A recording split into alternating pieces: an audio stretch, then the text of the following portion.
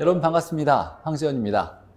자, 평가단 29회는 감정평가 내용인데 많은 수험생들이 감정평가가 좀 어렵다고 생각하는 경향이 좀 있어요. 물론 좀 어려운 내용들이 많이 포함되어 있지만 공부를 하면 할수록 감정평가가 좀 쉽게 느껴지는 건 언제나 감정평가 문제는 나왔던 문제가 반복되어서 나오는 경우가 많이 있어요. 그래서 절대로 포기하시면 안 되고 최소한 많이 기출문제에 등장했던 문제만큼은 내 걸로 좀 만들면 총 7문제 중에서 4문제 이상은 쉽게 맞을 수 있는 단원이다 보니까 절대로 포기하지 마시고 나왔던 문제만이라도 기출문제만이라도 꼼꼼히 잘 다지면 아마 높은 점수 맞는데 도움이 많이 될 거예요. 자, 평가단 문제도 역시 기출문제를 바탕으로 해서 제가 문제를 출제한 거니까 열심히 좀 풀면 도움이 많이 될 겁니다. 자, 1번 먼저 보죠. 자, 가격 이론에서 가격과 가치의 차이에 대한 설명을 옳은 거.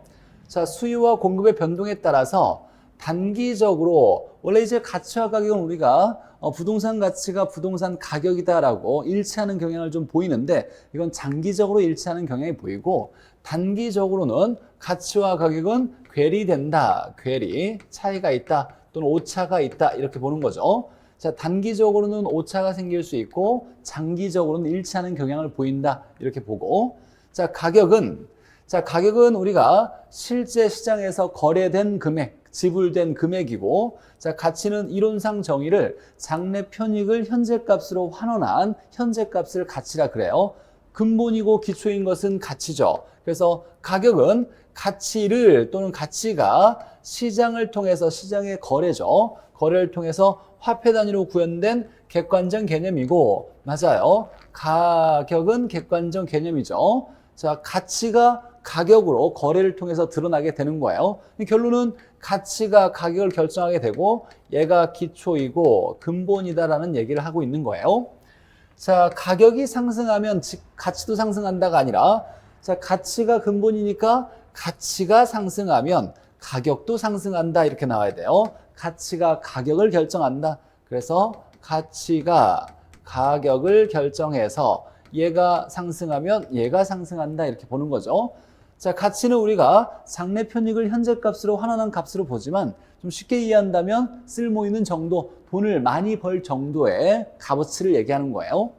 자, 가치는 장래 편익을 현재 가치로 환원한 값, 현재 값이며 맞죠? 현재 가치로 환원했으니까 현재 값이며 주어진 시점에서 가치는 목적이나 기준에 따라서 여러 개 존재할 수 있죠. 자, 한 시점에서 가격은 하나만 존재하지만 가치는 시장 가치, 교환 가치, 투자 가치, 사용 가치, 과세 가치, 담보 가치, 장부 가치 여러 개 존재할 수 있는 거예요. 기준에 따라서. 그럼 여러 가치가 있는데 감정평가는 부동산의 가치를 평가해서 그 가치를 결과를 금액으로 표시하는 것을 감정평가라 그래요. 그럼 여러 가치 중에서 어떤 가치를 기준으로 평가할 거냐 이렇게 정해놔야 되는데 이때 기준되는 가치는 시장 가치죠. 우리가 시장 가치는 시장에서 거래될 가능성이 가장 높은 금액의 가치를 얘기하는데 쉽게 얘기하면 통상적인 일반적인 시장에서 충분한 시간 동안에 공개된 후 그 물건에 정통한 당사자가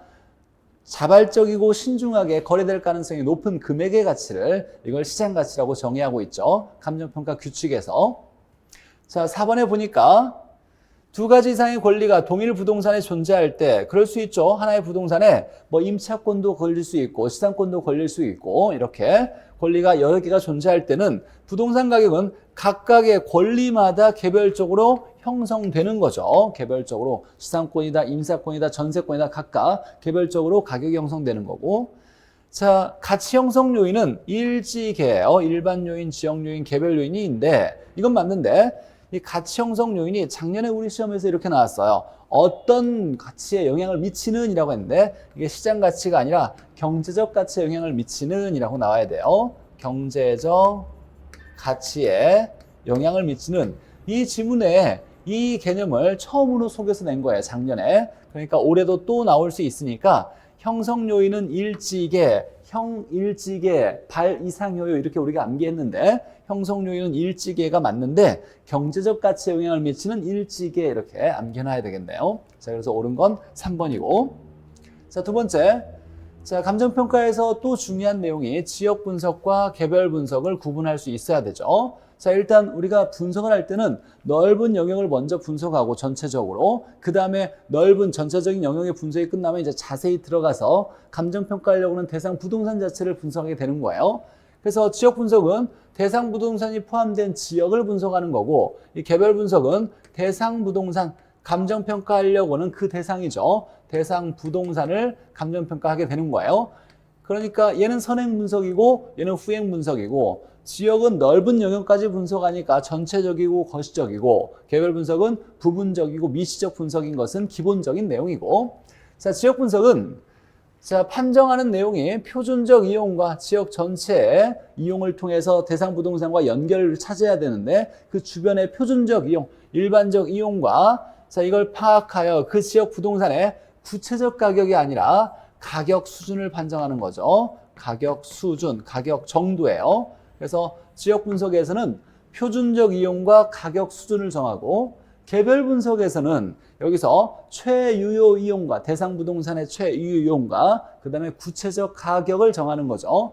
그래서 지역 분석에서 정하는 판정하는 내용은 첫 번째 표준적 이용과 가격 수준, 개별 분석에서 판정하는 건 최유효 이용과 구체적 가격 이렇게 정해놔야 되고 자, 니은 보죠. 지역 분석의 대상이 되는 유사지역은 지역 분석에서의 대상되는 지역은 유사지역과 인근 지역이고 이 두 개를 합쳐서 우리가 동일 수급권이라 그래요. 유사지역은 뭐와 유사하냐? 대상 부동산이 포함되어 있는 인근 지역과 유사한 지역을 얘기하는 거예요.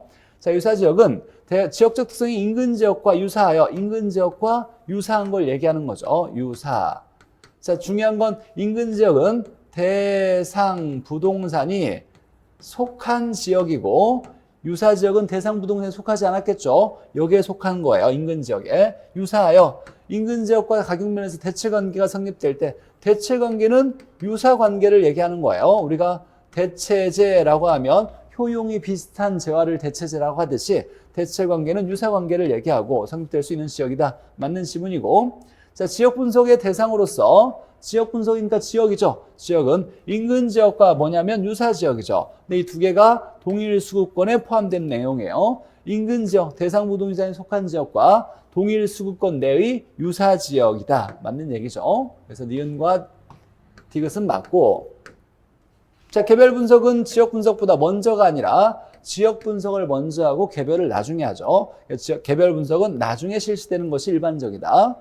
자, 미음의 지역 분석에 사용되는 중요한 가격 원칙은 자, 지역 분석에서는 표준적 이용을 판정하는 이유는 뭐냐면 대상 부동산과 어울리냐 어울리지 않느냐 외부 환경과 어울리지 않느냐 어울리지 않는다라면 감가가 일어나겠죠. 외부 환경과 어울리지 않아서 가치가 떨어지는 것을 우리가 경제적 감가라 그래요. 자, 그래서 지역 분석에서는 적합의 원칙과 이와 관련된 감가는 경제적 감가죠. 경제적 감가. 시험 문제에 굉장히 많이 나온 내용이죠. 지역 분석은 적합의 원칙, 경제적 감가. 그래서 우리가 암기 코드로 경합이라고 외웠어요. 경합. 그러면 암기 코드를 한번 적어보면 외부 환경의 영향, 외부 효과와 관련되고 그 다음에 지역 분석 또는 지역화와 관련돼 있고 그 다음에 부동성 또는 인접성과 관련돼 있고 그 다음에 경제적 감가, 적합의 원칙. 경제적 감가, 적합, 이건 두 번째를 썼네요. 적합. 그래서 이 개념들이 모두 다 연관성이 굉장히 큰 용어들, 개념들이에요. 외부 효과, 외부 환경의 영향, 지역 분석, 지역화, 부동성, 인접성, 경제적 감가, 적합의 원칙. 무조건 한 덩어리로 반드시 암기해놔야 돼요.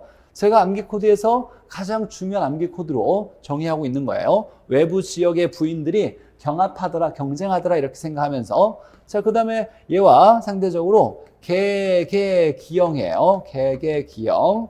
자, 얘는 개별성, 개별 분석, 기능적 감가, 균형의 원칙 이렇게 연결되어 있어요. 개개기형. 꼭 두 개 암기해놔야 되겠죠. 자, 그래서 옳은 것은 3개 이렇게 되겠네요. 자, 니은, 디귿, 미음이 옳은 거고.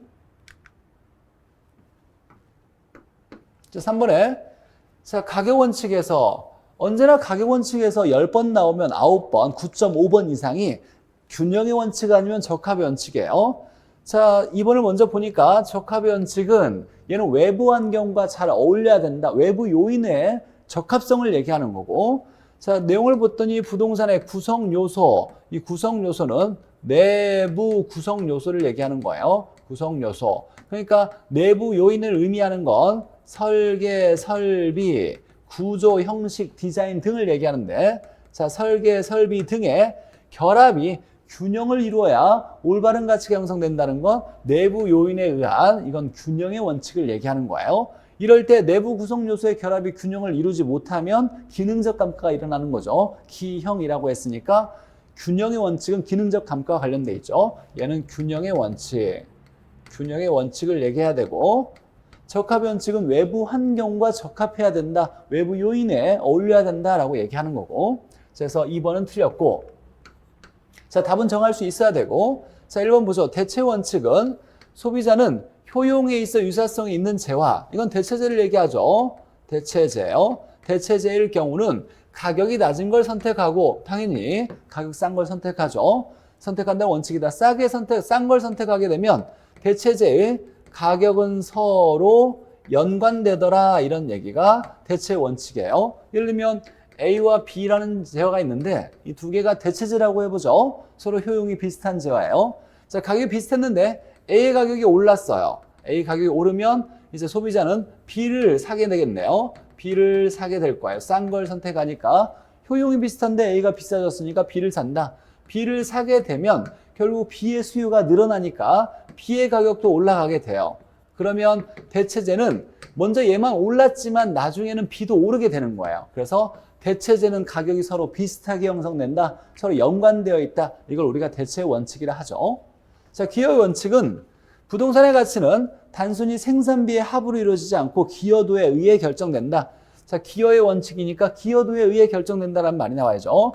자, 구성 요소가 전체에 기여하는 정도에 의해서 결정된다라고 나오는 거고, 자, 예측 및 변동의 원칙, 예측의 원칙과 변동의 원칙은 끊임없이 가치는 변한다. 근데 우리가 가치라는 건 과거에 돈 번 게 아니라 미래에 돈을 벌 걸 예측하여 미래의 수익을 현재 값으로 돌려놓은 것이 가치니까 미래 예측이 중요하다라고 얘기하는 거예요. 부동산의 가치를 평가할 때는 미래 예측이 중요하다. 그래서 대상 부동산은 현재보다 미래 활용 변화 가능성을 고려하여 미래의 수익 정도를 판단하는 게 중요하니까, 자, 이런 점에서 수익환원법의 토대가 될 수 있다. 이 수익환원법은 여기에 정확히 좀 구체적으로 설명한다면 장래 순수익을 환원해서 또는 할인이라고 하죠. 할인해서 현재 값으로 바꿔야 이게 가치가 되는 거니까 장래 수익을 예측하는데 중요한 역할을 하더라. 수익환원법의 근거가 될 수 있는 거예요. 자, 변동의 원칙은 가치는 끊임없이 변하니까 가치는 끊임없이 변하니까 감정평가할 때 기준되는 날짜를 명시하는 게 중요해요. 기준 시점이 없는 감정평가는 아무 의미가 없다는 거예요. 왜냐하면 끊임없이 가치가 변할 수 있으니까 언제 시점에서 가치다라고 평가를 해야 된다는 거죠. 그래서 변동의 원칙은 감정평가에서 기준 시점의 확정이 중요하더라를 얘기하는 거예요. 끊임없이 변하는 거니까 언제 시점의 가치가 얼마다라고 정해진 날짜, 기준되는 날짜가 중요하다. 기준 시점의 중요성을 얘기해 주죠. 3번에 틀린 건 2번은 명확히 골라야 되고, 사실 우리 시험 문제는 거의 다 균형 원칙, 적합 원칙이 답이었어요. 올해도 감정평가 문제에서도 적합 원칙이 답으로 나왔으니까 적합과 균형의 원칙은 반드시 정확히 정리해놔야 돼요. 자, 네 번째, 3방식 7방법에 대한 기본적인 내용인데, 자, 우리가 무조건 암기해야 될 것이 우리 세 가지 원가 방식, 비교 방식, 수익 방식, 3방식이 있어요. 이렇게 3방식이 있는데 각각 방식에서 가격과 임료를 정하는 감정평가 방법이 있어요. 이건 방식이고 이제 방법은 뭐가 있느냐? 암기해야 될 것이 원적, 원가 방식에 원적이 있고 그 다음에 수익 방식에 환분이 있어요. 환분. 자, 그래서 원가 방식의 원가법은 가격, 적산법은 임료, 수익 방식의 수익 환원법은 가격, 수익 분석법은 임료. 반드시 외워놔야죠. 반드시야, 이것도. 원적, 환분 꼭 외워놓고. 자, 그러면 가격은 원가법, 임료는 적산법 이렇게 나와야 되고, 가격은 수익 환원법, 임료는 수익 분석법 이렇게 나와야 되는 거예요.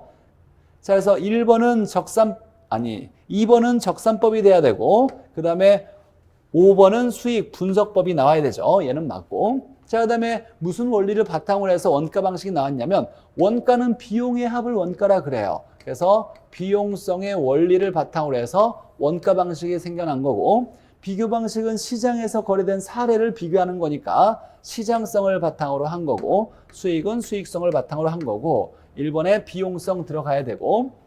자, 그 다음에 자, 비교 방식에 보니까 3번은 거래 사례. 비교 방식은 뭐 어렵진 않죠. 가격은 거래 사례 비교법 이렇게 될 거고, 그 다음에 임대는 임대 사례 비교법 될 건데, 토지일 경우에 원칙은 공시지가, 표준지 공시지가를 기준으로 해서 정해요. 그래서 여기는 공시지가 비교법이 아니라 기준법이라고 나와야 돼요. 기준법. 그래서 공시지가 거래사례 비교법이 맞고, 여기는 공시지가 비교법이 아니라 기준법이라고 나와야죠.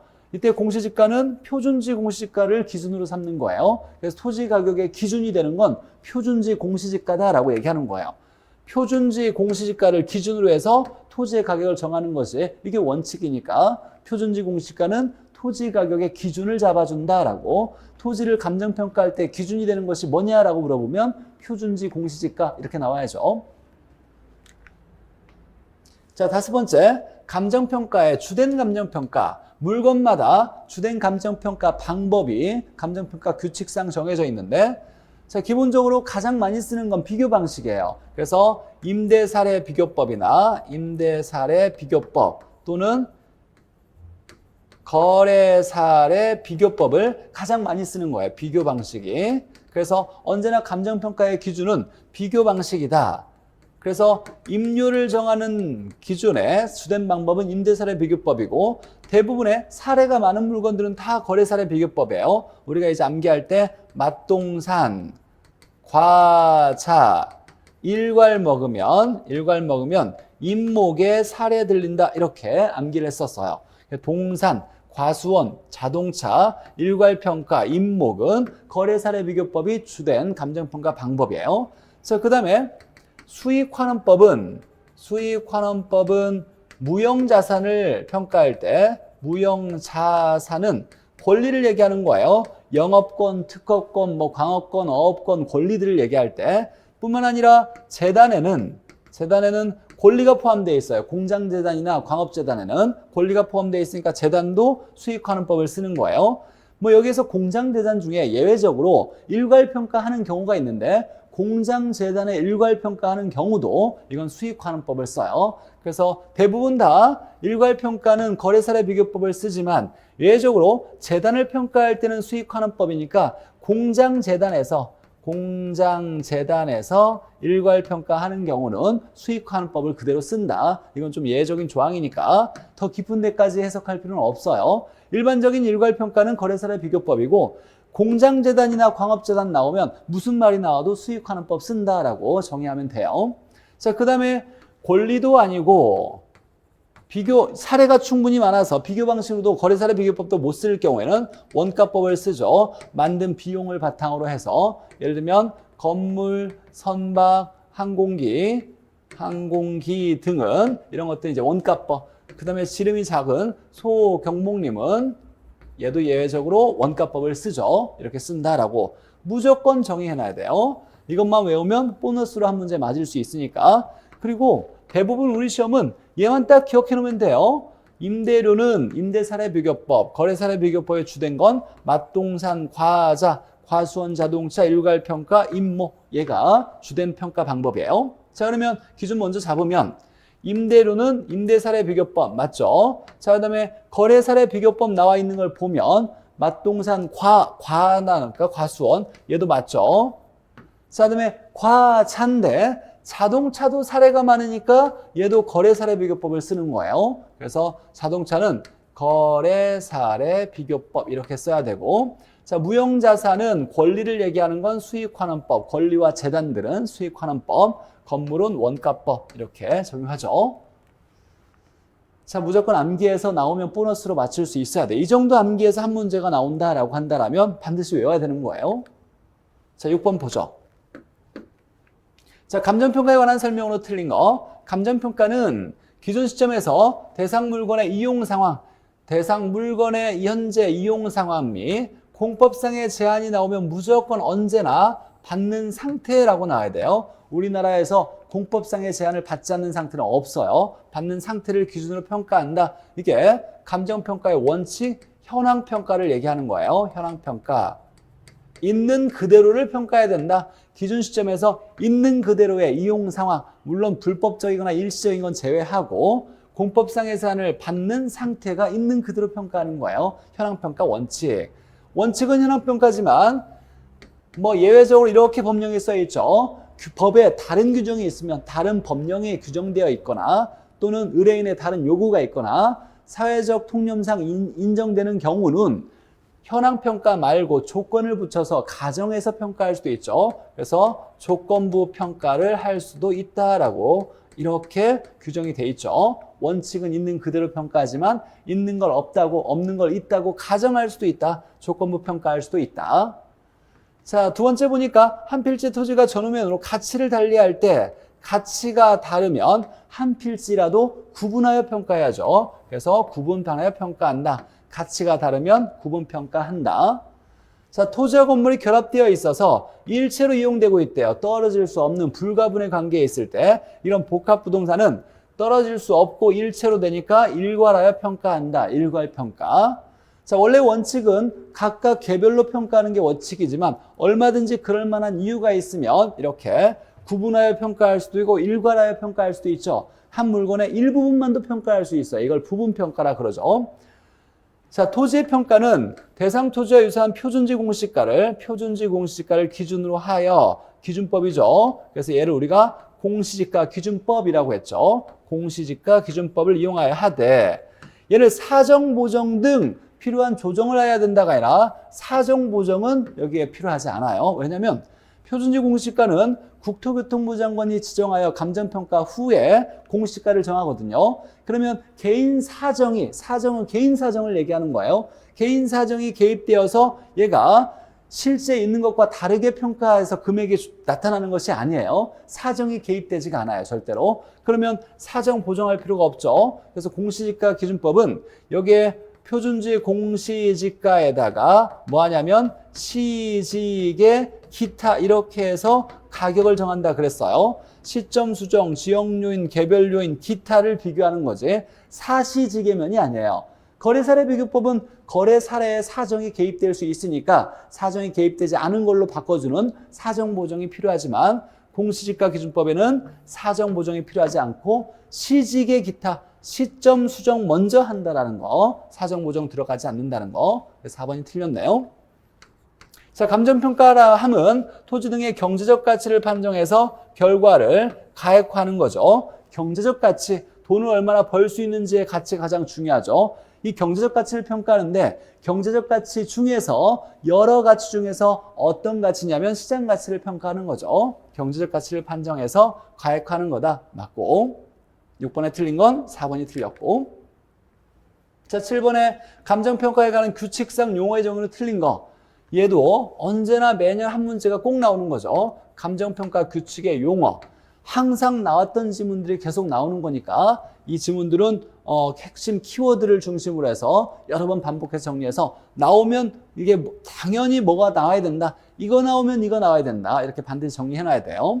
자, 기준 시점은 감정평가 기준되는 날짜인데 이 날짜를 어떻게 정하냐? 가격 조환날, 가격 조사를 완료한 날로 해요. 그래서 가격 조사를 완료한 날, 게시한 날 안 되고 현장 조사, 시장 조사 이런 거 다 틀려요. 가격 조사를 완료한 날로 한다. 암기해놔야죠. 자, 인근 지역이란 지역 분석 대상 지역으로서 인근 지역은 감정평가하려고 하는 대상 부동산이 속한 지역을 얘기해요. 감정평가 대상 부동산이 속한 지역으로서 부동산의 이용이 동질적이고 같이 형성 요인 중에 형성 요인은 일지계가 있죠. 일반 요인은 우리나라에 있는 부동산들이니까 제외하고 지역과 개별 요인 중에 같은 지역 내에 있으니까 인근 지역 내 부동산은 지역 요인을 공유한다. 지역 요인이 같은 거예요. 올해 감정평가사 문제에서 개별 요인을 공유한다라고 틀리게 나온 지문이에요. 지역 요인을 공유한다. 개별 요인을 공유한다고 하면 틀려요. 개별 요인은 절대로 같은 게 없어요. 부동산마다 다른 요인이 개별 요인이니까 절대로 개별 요인이 공유되는 게 아니라 지역 요인이 같은 지역에 있으니까 지역 요인이 공유된다. 지역 요인이 같다는 얘기예요. 개별 요인은 절대로 같을 수 없다. 자, 원가법이란 원가 방식에서 가액을 정하는 거예요. 원가법 나오면 첫 번째가 가액을 산정하는 거고 임료를 정할 때는 적산법 이렇게 나와야죠. 원가법은 재조달 원가, 원가를 기준 시점으로 다시 조달한 원가죠. 언제나 재조달 원가에서 감가액을 빼는 과정, 감가를 수정하여 이렇게 가액을 정한다라고 나와야죠. 원가법은 재조달 원가에서 감가액을 빼는 감가 수정하여 가액을 산정하는 방법 맞고, 자, 수익환원법이란 우리가 원적 환분이요, 환이에요. 가액을 정하는 거예요. 그래서 수익환원법은 역시 가액을 산정하는 평가 방법이고, 자, 이건 장래 수익을 환원하여 이렇게 나와야 돼요. 그러면 장래 산출할 걸 기대되는 순수익이나 장래 순수익이나 이걸 우리가 학문적으로 미래 현금 흐름이라고도 해요. 미래 현금 흐름은 수익을 얘기하는 거예요. 장래 순수익이나 미래 현금 흐름을 되돌려서 현재로 당겨오는 거니까 환원하거나 할인하여 가액을 정하는 것을 수익환원법이라고 하고, 제가 지금 체크된 걸 중심으로 해서 반드시 암기해야 되는 지문들이에요. 자, 시장가치란 감정평가하는 기준가치를 얘기하는데, 자, 여기서 한정된 시장이 아니라 이게 틀렸네요. 통상적인 시장에서, 일반적인 시장에서를 얘기하는 거예요. 일반적인 시장에서 얘가 가장 중요한 얘기고, 그러니까 시장가치 나오면 통상적 시장에서가 우리 시험 문제 답으로 나왔던 지문이니까 이 부분을 좀 잘 봐야 되고, 나머지 좀 세세하게 보면 충분한 기간 동안에 공개된 후에 그 물건의 정통한 당사자가, 전문가가 아니에요. 정통한 당사자가 신중하고 자발적인 거래가 있을 경우에 거래 가능성이 가장 높다고 인정하는 가액을, 이걸 시장가치라 그래요. 충분한 기간 동안에 공개된 후 정통한 당사자가 신중하고 자발적인 거래 가능성이 가장 높은 금액의 가치를 시장가치. 근데 무슨 시장에서? 통상적인 시장에서 이렇게 나와야죠.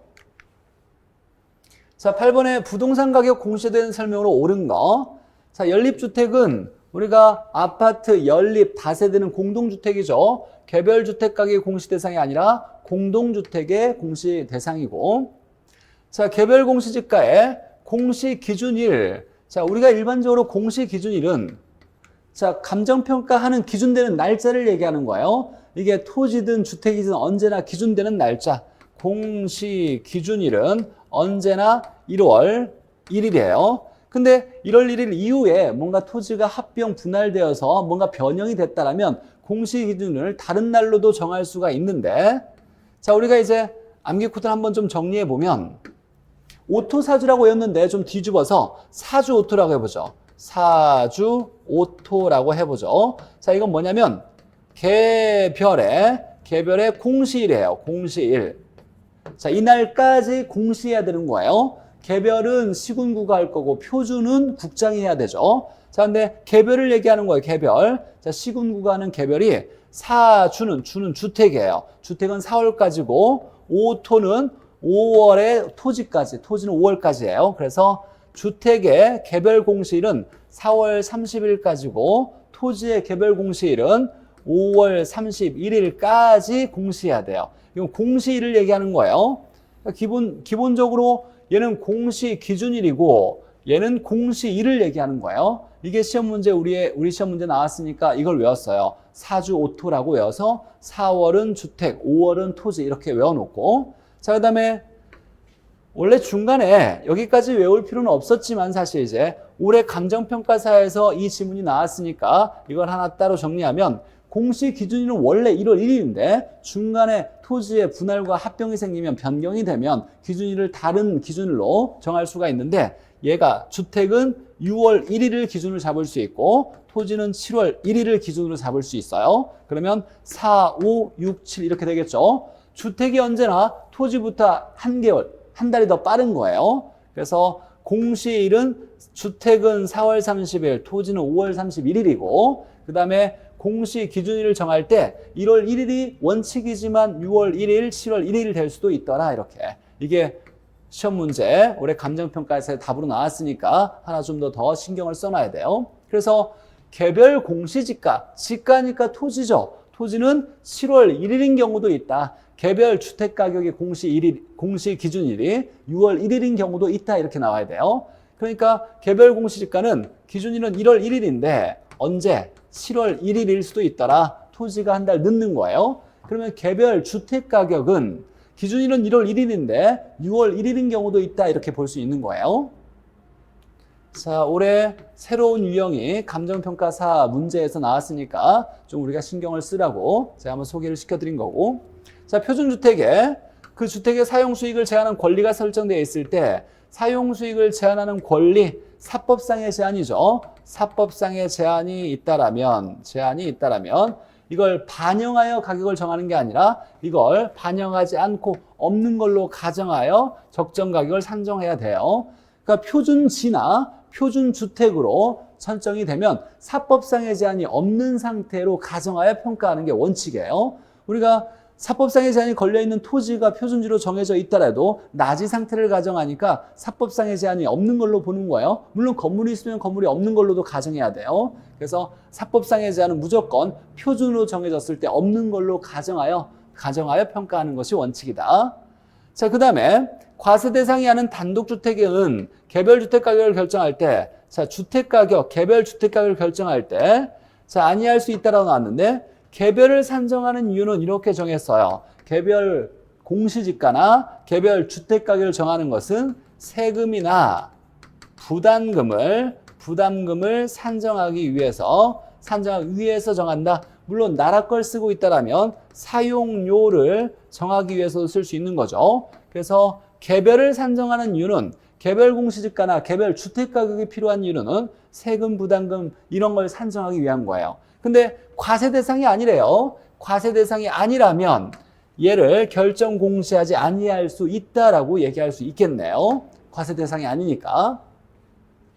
자, 표준지 공시지가에 공시권자 공시해야 될 사람은 표준 나오면 언제나 국장이 나와야 되고 개별 나오면 언제나 시군구 나와야죠. 개별 공시지가의 공시권자가 시군구고 표준일 거는 국토교통부 장관 이렇게 나와야죠.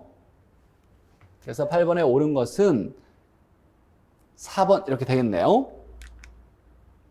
자, 9번 보도록 할게요.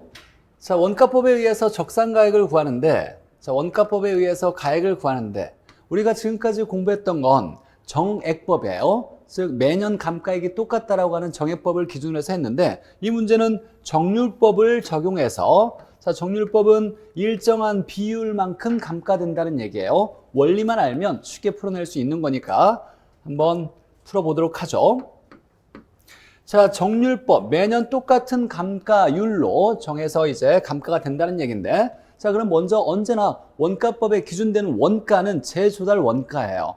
준공 원가가 8천만 원이나 나왔고, 자, 보니까 건축비 지수가 2005년에 준공했는데 이때는 100이었는데 2018년이 얘가 기준 시점이에요. 그럼 언제나 기준되는 날짜가 2018년이니까 건축비 지수가 125로 늘어났네요. 그러면 준공 원가를 기준 시점의 원가인 재조달 원가로 바꾸려면 건축비가 올라간 거죠. 100에서 125로. 그럼 재조달 원가는 어떻게 구하냐면 준공 시점의 원가인 우리 80으로 해보죠. 공 6개를 없애서 80이 이게 준공 원가예요.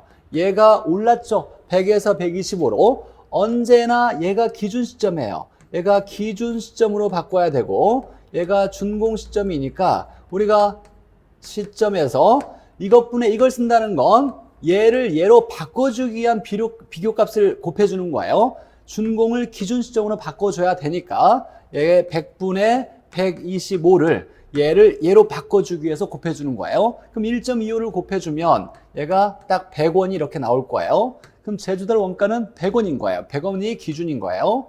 자, 그런데 보니까 전년 대비 감가율이 매년 20%만큼 감가가 된다는 얘기예요. 그럼 100원에서 처음에 재조달 원가가 100원인데 1년 지나면 여기에서 20%가 감가되는 거죠.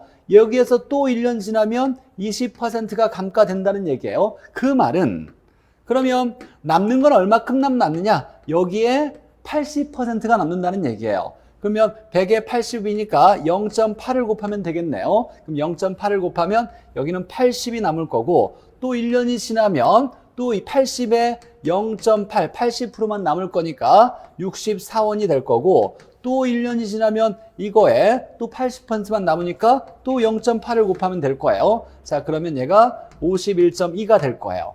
이걸 3번 해야 되는 이유가 준공 시점부터 기준 시점까지 몇 년이 경과했냐면 3년이 경과한 거예요. 그래서 3년 경과를 보려면 3년을 감가를 시켜서 남는 걸 따져봐야죠. 그러니까 20%씩 감가되니까 80%가 남을 거다. 그러면 100원에다가 0.8, 0.8, 0.8 세 번만 곱해주면 얘가 3년 후에 적산가액이 되는 거예요. 그러니까 오히려 정액법보다 정률법이 더 쉽게 우리가 풀어낼 수 있는 거예요. 10번 중에서 한 번 정률법이 나왔지만 사실 나올 가능성이 있어요. 우리 시험에 출제된 거니까. 자, 기본적으로 매년 감가율이 나오면 얘를 잔존가치율로 바꿀 거예요. 잔존가치율은 그러면 매년 얼마? 80%만 남을 거다. 그러면 남아있는 80%에 해당되는 0.8씩만 곱하면 되는 거예요. 3년 경과했으니까 3번 곱하면 될 거고. 근데 중요한 건 언제나 원가법의 기준은 준공 당시 원가가 아니라 재조달 원가, 기준 시점으로 바꾸는 원가죠. 이렇게 건축비 지수가 올라갔으니까 100분의 125, 1.25배 올라갔던 걸 곱해줘서 100으로 시작해야 된다는 거예요. 자, 원가법에서 정률법에 해당되는 적산가액 구하는 방법을 우리가 풀어봤고, 답은 51.2 이렇게 돼야 되죠. 자, 10번의 거래사례비교법의 토지평가 시 시산가액이 얼마냐? 자, 가액을 구하는데, 자, 거래사례비교법은 무조건 우리가 잘 정리해서 계산 푸는 건 다 계산기가예요. 원리는 간단해요. 자, 거래사례비교법에서 가액을 산정하는 건 사례 가격이 일단 주어질 거고, 사례 가격을, 이 가액은 대상 부동산의 가액을 정하는 거예요. 얘를 얘로 바꿔야 되니까 얘가 문제가 있다라면 문제가 없는 걸로 바꿔치기 해줘야죠. 그럴 때 사시지계면을 하는데, 사시지계면 다 무슨 원리냐면 사례 거를 뭘로? 대상 걸로 바꿔줘야 돼요. 얘를 얘로 바꿔줄 거고, 시점도 거래 시점을 기준 시점으로 바꿔주는 거예요. 이렇게. 그래서 곱해주는 건 사례분의 대상 또는 거래 시점분의 기준 시점, 이 값만 곱해주면 되는 거예요. 곱해주는 거야 다 계산기가 할 거니까. 자, 그럼 보죠. 사례 가격이 이렇게 3억 원이 나왔네요. 그러면 3억 원을 공 6개 떼고 300이라 두고, 자, 나머지 주어진 걸로 사례분의 대상값만 이제 곱해주면 되는 거예요. 자, 면적이 다르면 면적 비교도 해줘야 되니까 대상은 700이고 사례는 1000이래요. 그러면 사례분의 대상이니까 1000분의 700 이렇게 곱해주면 될 거고, 자, 두 번째 보니까 2016년 9월 5일부터 2018년 9월 5일까지 자, 얘가 좀 우리가 체크될 것이 2년이 경과했는데 여기에서 매년 5%씩 올랐대요. 얘가 좀 속임수로 낸 거예요. 여기서부터 여기까지 5%가 올라간 게 아니라 1년에 5%씩, 그러면 5%가 2번 올랐다는 얘기죠. 그러면 2번 곱해줘야 되니까 100분의 100에서 105로 2번 갔다는 거예요. 2번. 2년이 지났으니까 2번을 곱해줘야 되고, 1.05죠. 1 플러스 R의 제곱을 곱해준다는 거예요. 매년 5%씩 이자가 올랐으니까 2년 뒤에는 1 플러스 R을 2번 곱해야 된다. 이게 우리가 화폐의 시한가치에서 이미 배웠던 내용이기도 하고, 자, 그 다음에 지역률을 봤더니 사례 토지는 대상 토지보다, 얘가 주어예요. 사례가 20% 열세하다 이렇게 나왔어요. 사례가 열세하다 대상에 비해서. 자, 그러면 사례분의 대상이니까 대상을 100으로 놨을 때 사례가 80이라는 얘기예요. 이걸 좀 잘 신경 써야 되고, 자, 그 다음에 여기는 대상 토지는 사례보다 20% 우세하다. 대상이 20% 우세하대요. 사례분의 대상이니까 이제 여기가 120이, 사례를 100으로 봤을 때 대상이 120이다 이렇게 놓으면 되겠네요. 자, 이건 이제 계산기가 하겠죠. 자, 그러면 300에다가 얘는 0.7이고 얘는 1.05니까 1.05를 2번 곱할 거고, 얘는 8분의 10이니까 8분의 10 이렇게 하면 될 거고, 얘는 1.2가 되겠네요. 그럼 계산기에다가 300 곱하기 0.7, 1.05, 1.05, 1.2 곱하기 10 나누기 8 이렇게 하면 계산이 얼마 나오냐면 347, 2875 이렇게 나올 거예요. 이건 뭐 계산기가 할 거니까. 자, 그래서 거래사례 비교법은 사례 가격에다가 자, 사시지계면을 할 건데 우리가 해주는 식들은 다 사례를 대상으로 바꿀 거다. 사례분의 대상 이렇게 거래 시점을 기준점으로 바꿔주는 거죠.